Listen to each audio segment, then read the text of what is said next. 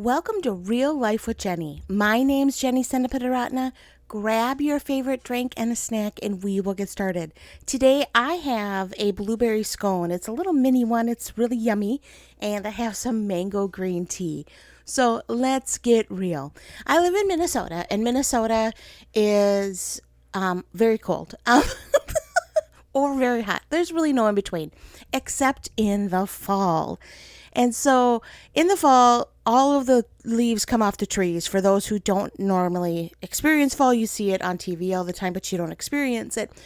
The worst part about fall is leaves everywhere. Like it feels like piles and piles and piles of leaves. In fact, at my mom's home, there are more leaves than you're wading through them. Like that's what you feel like you're wading through the leaves. At my house, I have no leaves because I have no trees. So, it's kind of a catch-22 at my house. Anyway, the other day I'm taking a little drive. I don't even know where I was going. I guess it's not important to the story. But it was a very windy day. It was wind whipping everywhere. Now, when you live in a trailer or in a mobile home is what we're supposed to call our house, wind makes you nervous because you're like, how strong is my trailer? Like, how strong is the wind? How strong is the trailer? Like, is my house going to move? That's just one of my totally irrational fears. Most people that live in a mobile home probably never think about it. Jenny, she worries when the wind starts whipping around. I'm like, oh, here we go. There's Jenny. She's in Kansas. Here we go. Anyway, it was one of those days that the wind was just really strong. And I'm driving down the road and there's a family outside and they are raking their leaves because there are a lot of them. And there's this notion that you should not keep them on the grass. I don't know. Some people do, some people don't. I really don't know because we don't have leaves, so it's not something I really stress about. Anyway, they're raking their leaves. And there is a mom who's standing there and her hair must probably be a little bit longer than shoulder length. Now, why I don't know how long it really was is because it was whipping in the air. Her hair was full on cycling around her head with leaves all in it. Because she was actually trying to bag the leaves into a bag her husband was holding. Now, the kids are running around the yard, throwing leaves in the air, chasing them like they're bubbles. It was super fun to watch them. They were so excited because you'd throw a leaf in the air and it would whip all the way across the the yard in seconds. And so this poor lady is shoveling in or trying to shovel in leaves into a bag. And every time she gets them semi off the ground, they whip up all around her into a full like tornado around her of leaves, and it's in her hair and they're whipping all around, and it was quite comical. I really wish that I was one of those people that stops and takes a video of things that quickly. I'm not. But it was like what you would see in a cartoon. It was so fun. And of course, because this is how God deals with me, I cannot let this image go. It somehow like it's stuck in my brain and I'm like, okay, Lord, if it gets stuck in my brain, normally I'm supposed to learn something from this. So what am I supposed to be learning here? And he brought something to my mind. I think it was a pillow that someone had when my daughter was really little, or a saying. I don't know where it came from. But the pillow said, cleaning your house when your toddler's awake is like trying to brush your teeth while eating Oreos. Now, for those that have not had a toddler, you're like, that makes no sense. For those of you that have had a toddler, you're now going, yeah, that's true. Like you can't clean because it's like catnip. You clean an area and they're like, oh, look what mom just did. Look what dad just did. They just made a new area for me to dump all my toys into. Yay!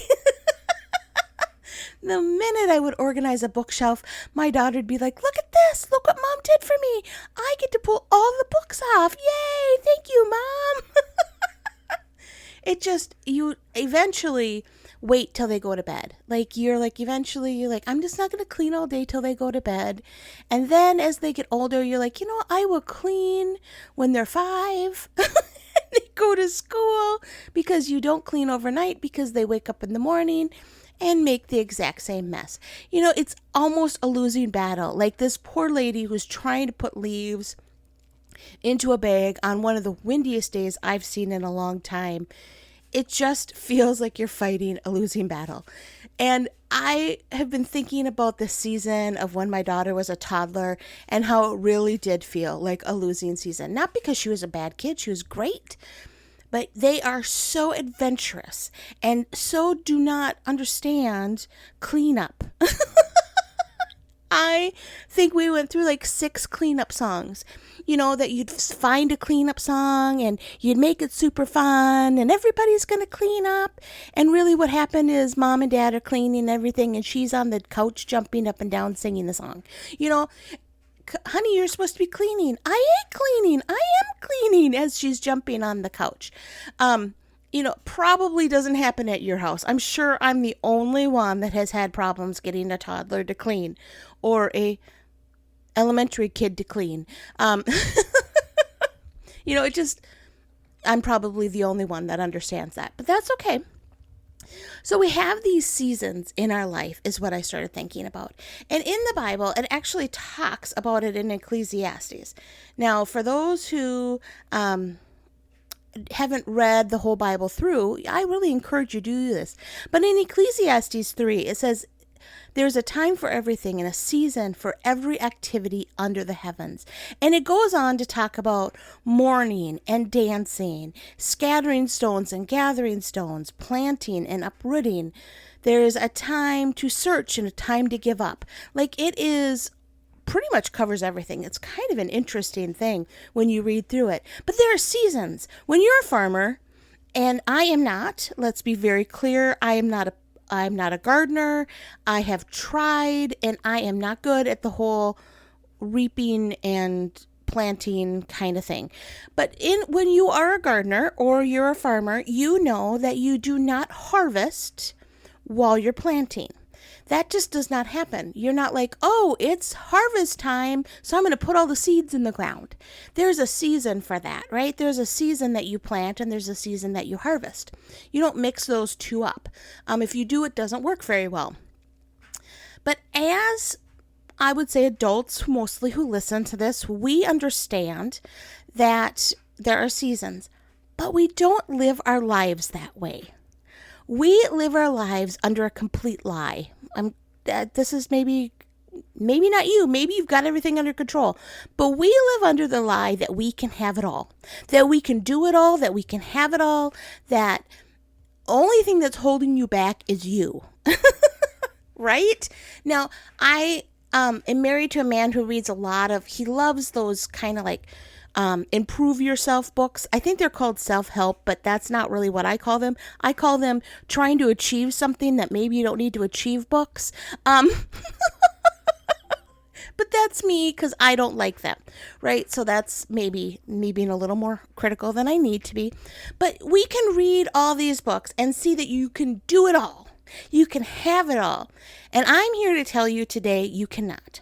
There are seasons in your life that the leaves are whipping all around, and if you don't take a couple minutes and step back and go, you know what, this isn't working, I'm actually going to go inside and wait for the wind to die down, because me trying to rake leaves right now is not going to work.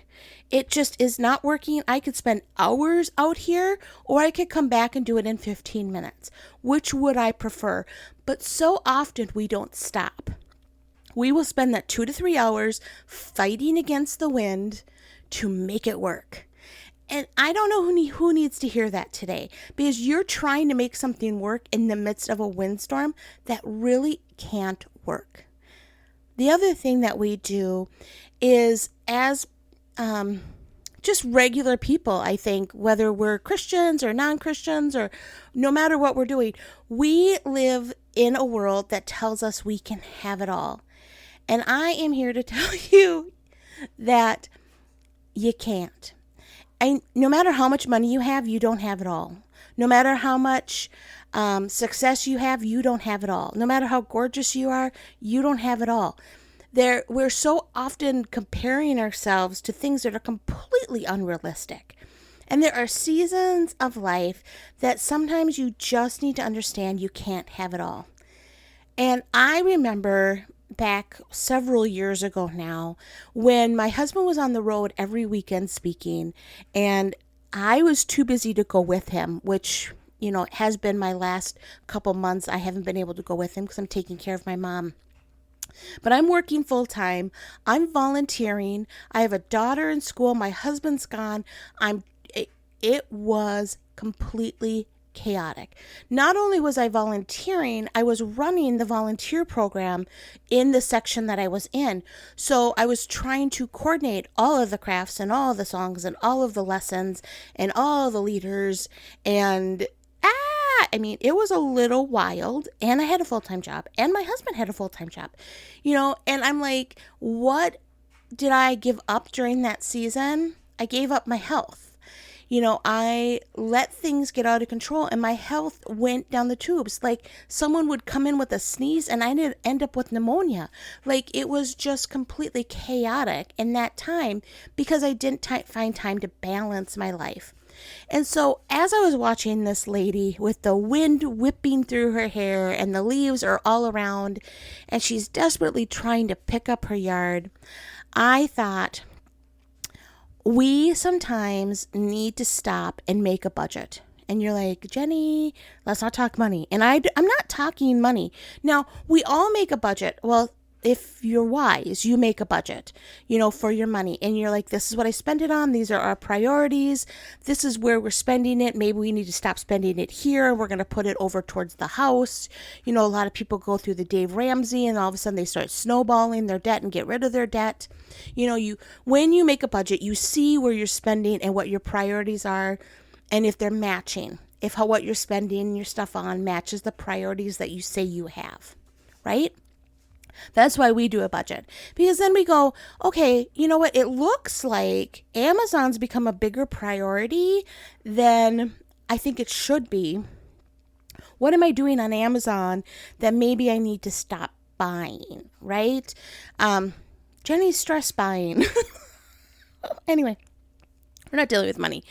But what I'm saying is sometimes in the midst of our storms, we need to take a budget of our time, of our emotions, of our physical health, and of our mental health.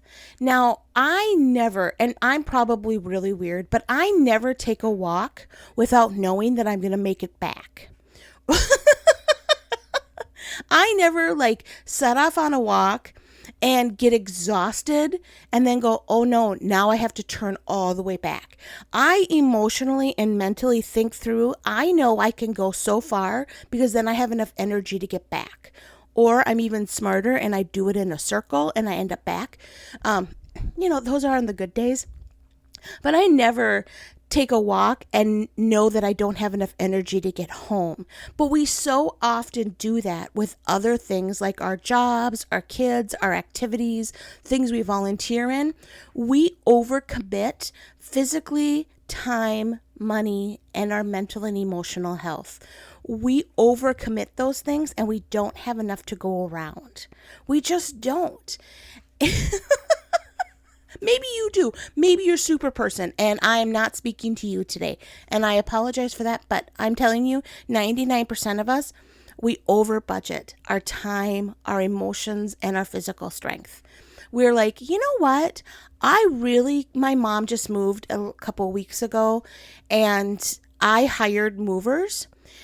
And I did that because I knew that my physical strength is not where it should be to move pianos and curio cabinets. I just knew that I could move pillows. I could do that. I can full on move pillows, but really, if I'm moving pots and pans and curio cabinets and couches, that is not my physical gift. And we will think through things like that, but we will not think through, if I work 8 hours and I'm commuting for another hour and then I have to go to a basketball game for my kid and I need to make dinner and we need to do homework and we need to, what is cut out is sleep sometimes. And what is cut out is things that are healthy for you and you don't exercise because you're running so much. I know that this is kind of like the grandiose thing, but it is time to start making a budget. And that is my goal for you this week. My ask is that whatever kind of chaos you're in this week, whatever kind of windstorm is sweeping through your life, and it can come in many forms, right? It can come in so many forms. Whatever windstorm's running through your life, I want you to take a budget of your emotional health and the time. None of you get 27 hours a day. We all get 24, and we have to fit everything into 24. And that includes taking care of you, your physical, your mental, and your emotional health. So if you need to say no to something, this is the time that you need to say no. In the midst of a chaotic storm, you need to start saying no, because you can't do it all. And you do not want to end up having pneumonia because you didn't say no to something. Well, that's all I have for you this week. I know I went a little long, but I really want you to know that God has a plan for you, and He really wants what's best. He does not want you to be struggling with leaves in a windstorm when you could take a break from that, rest in His presence, and take a budget and see maybe what you can cut back on or where you should be putting your priorities. And God will help you with that. He will give you some direction on what you should be doing other than just finances. Because it is important to do financial budgets, but it's also important to do time budgets and emotional and spiritual and physical budgets too. You can find me at Real Life with Jenny on Instagram and on Facebook. We would love to have you come join us on any of those platforms. You can also find me at christconnection.cc/Jen. All of my information is there. My book is there. My speaking ways to get a hold of me for that. Please rate, share, and like this podcast on whatever you're listening to. I would love for you to become a part of making us a little bit bigger across the world. You all have a great week as you make a budget in the middle of your windstorm. Lean into God and know that He has a plan and a purpose, even in the midst of this. And it's time to make a budget. Have a great week.